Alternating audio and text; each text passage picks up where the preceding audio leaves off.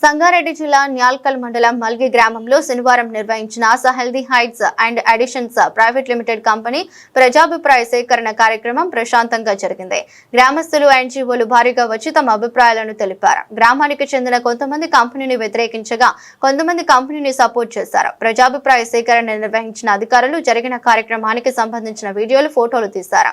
కార్యక్రమంలో సంగారెడ్డి జిల్లా అదనపు collector, pollution board EE, RDO, tahsildar, ఎన్జీఓలు, రిపోర్టర్లు పాల్గొన్నారు. ఉత్పత్తి చేయడానికి సంబంధించి ఇట్టి ప్రతిపాదనపై జరుగుతున్న పర్యావరణ ప్రజాభిప్రాయ సేకరణకు ఇచ్చేసిన గౌరవనీయ అదనపు జిల్లా కలెక్టర్, డిఆర్ఓ గారు, ఆర్డీఓ గారు, ప్రజాప్రతినిధులు, ఎలక్ట్రానిక్ అండ్ ప్రింట్ మీడియా, జర్నలిస్టులు మరియు ప్రజలందరికీ ఈ కార్యక్రమానికి హృదయపూర్వక స్వాగతం. భారత ప్రభుత్వం పర్యావరణం, అటవీ మరియు అటవరణ మార్పు మంత్రిత్వ శాఖ వారి ఏఐ నోటిఫికేషన్ SO నెంబర్ 1533 తేదీ 14/9/2006 షెడ్యూల్ 5F లో పేర్కొనబడిన ఫార్మాలిహైడ్ మరియు నా పేరు సయ్యద్, సేవియర్ సొసైటీ చైర్మన్, ఎన్జిఓగా ఇక్కడ మీటింగ్లో పాల్గొనడానికి వచ్చాను. హైదరాబాద్లో ఉంటాను. ఇప్పటి వరకు తెలంగాణ రాష్ట్రంలో 10 సంవత్సరాల నుంచి ఎన్జిఓగా పనిచేస్తున్నాను.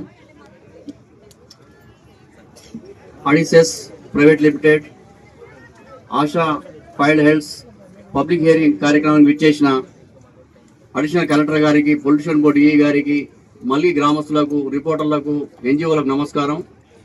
ఇక్కడికి వచ్చిన ఎన్జిఓలు, రిపోర్టర్లు, తర్వాత గ్రామస్తులు చాలా విషయాలు చెప్పడం జరిగింది. నేను కూడా 2 విషయాలు చెప్పి ముగిస్తాను. కానీ ఇక్కడికి వచ్చిన తర్వాత చాలా కొద్దిగా నాకు ఇబ్బందిగా కలిగింది. గేట్ దగ్గర చాలాసేపు ఆపడం జరిగింది మమ్మల్ని, ఎన్జిఓలని. ఇంతవరకు కూడా 10 సంవత్సరాల కాలంలో ఎక్కడ కూడా ఇంత అవమానం జరగలేదు.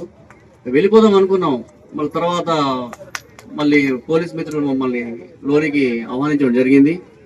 మరి ఇక్కడ మాట్లాడిన ఎన్జిఓలు కానీ గ్రామస్తులు చాలా విషయాలు చెప్పడం జరిగింది. ఇక్కడ కంపెనీ పెట్టడం వల్ల నీటి కొరత ఏర్పడుతుందని, భూమి కాలుష్యానికి గురవుతుందని, తర్వాత ఆహార పంటలపై ప్రభావం చూపుతుందని, వ్యాధులు వస్తాయని చెప్పడం జరిగింది.